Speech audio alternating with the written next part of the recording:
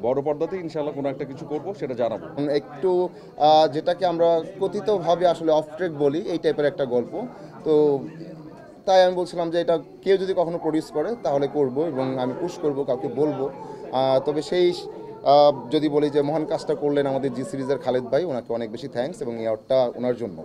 আর আমার ডিরেক্টর প্রতিসাধন, যে অনেক এই গল্পটা করার প্রতি আগ্রহী ছিলেন এবং এটার জন্য দৌড়াদৌড়ি করে শেষ পর্যন্ত খালেদ ভাইকে পেলেন এবং আমরা জি সিরিজের সাথে গল্পটা করলাম শাস্তির জন্য।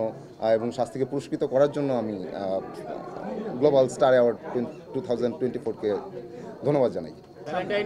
আচ্ছা, চুল বড় করছি, সামনে একটা ফিল্ম করব। ফিল্মের ঘোষণাটা খুব শীঘ্রই আসবে, তারপর এটা বড় করে বলতে পারবো হয়তো।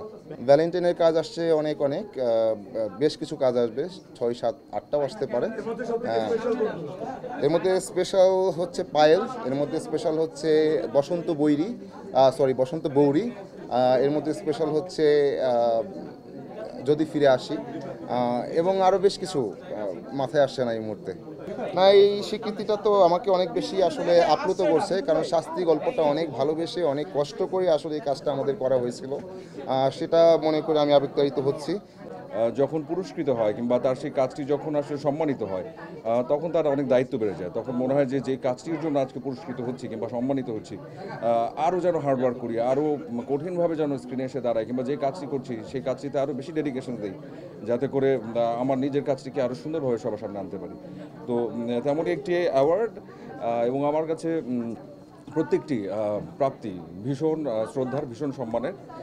এবং আজকে যে কাজটির জন্য আসলে পেয়েছি স্পেশালি পাফ ড্যাডি, ভীষণ কষ্টের কাজ ছিল একটা, এবং এই কাজটি করার জন্য মোটামুটি আমাদের ভালো হাড় ভাঙা পরিশ্রম গেছে। যখন এটার জন্য একটা অ্যাওয়ার্ড, সেটা আসলে অনেক বেশি ভালো লাগে। থ্যাঙ্কস জানাচ্ছি গ্লোবাল স্টার অ্যাওয়ার্ড 2024-কে। সামগ্রিকভাবে বলছি না, আমার কথা হচ্ছে যে আমরা যখন যে গল্পটি করি সেই গল্প সবগুলো তো আসলে একরকম হয় না। এক একটা গল্প এক এক রকম, এক এক গল্পের গল্প বলার ধরন এক এক রকম, এক একটা চরিত্র এক এক রকম। যে চরিত্রটা করেছিলাম সেটা একটা নেতিবাচক চরিত্র, এবং ওখানে যতগুলো চরিত্র ছিল সবগুলোই আসলে নেতিবাচক চরিত্র ছিল। তবে হ্যাঁ, এটা সত্যি যে একই রকমভাবে যে সবার কাছ থেকে যেমন ভালো লাগার জায়গা পেয়েছি, অনেকের কাছে খারাপও লেগেছে, অনেকে আবার এটাকে অ্যাপ্রিসিয়েটও করেছেন যে আসলে যে ধরনের চরিত্র আমার করা হয় তার বাইরে থেকে একটা গল্প, বাইরে থেকে একটা চরিত্র। এবং সত্যিই তাই, আমরা যারা অভিনয় শিল্পী আমরা তো আসলে চাই বিভিন্ন বিভিন্ন চরিত্র করতে, এবং চাই যাতে করে সেই কাজটি দর্শকদের কাছে সুন্দরভাবে পৌঁছাক এবং সেটা যেন দর্শকদের মনে একটা জায়গা করে নেয়।